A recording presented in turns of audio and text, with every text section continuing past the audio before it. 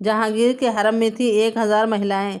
2 रुपये से लेकर 1000 रुपये तक मिलती थी पगार। गुनाह करने पर मिलती थी खौफनाक सजा। अकबर ने पहली बार हरम को संस्थागत दर्जा दिया था, साथ ही हैसियत के मुताबिक पद भी दिए थे। मुगल सल्तनत और मुगल बादशाहों को जिक्र होता है तो उनके हरम की भी चर्चा होती है। हरम अरबी शब्द हराम से बना है, जिसका मतलब है पवित्र। मुगल काल में हरम को बेहद खास दर्जा मिला हुआ था। तमाम मुगल बादशाहों की हरम में सैकड़ों महिलाएं हुआ करती थीं।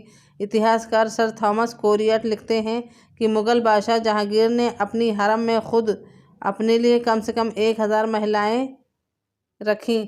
एक अन्य लेखक थॉमस रो, अकबर के शासनकाल में पहली बार हरम को संस्थागत दर्जा दिया गया और नाम रखा गया महल। हरम में लोगों को बाकायदे पद भी दिए गए।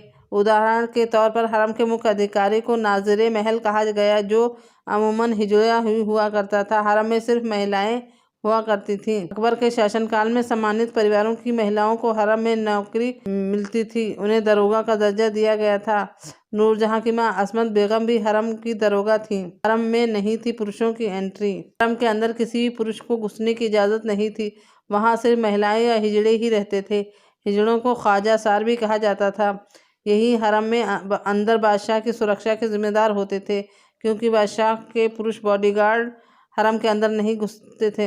राणा डेल्यू के अपने एक लेख में लिखते हैं कि जब बादशाह हरम में जाते थे तो सारे हिजड़े उनके इर्द गिर्द घेरा बना लेते थे। तुर्की महिलाओं को हरम में नौकरी मिलती थी।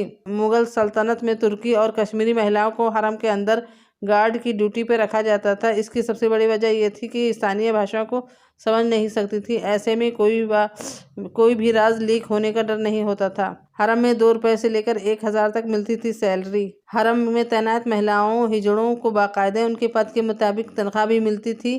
मसलन दरोगा को सर्वाधिक 1000 रुपये महीना तक तनख्वाह दिया जाता था।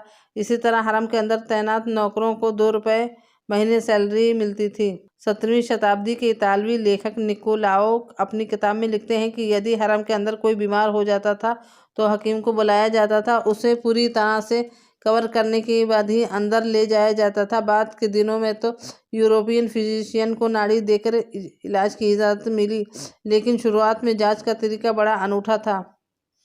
अंग्रेजी यात्री लेखक जॉन मार्शल के मुताबिक हकीम को न तो मरीज देखने की इजाज़त थी, न ही उनकी नाड़ी देख सकते थे, बल्कि मरीज के पूरे शरीर पर एक रुमाल रगड़ा जाता था और उस रुमाल को बाद में पानी के एक जार में रख दिया जाता था। हकीम उस जार की सुगंध से पता लगाते थे कि क्या बीमारी है।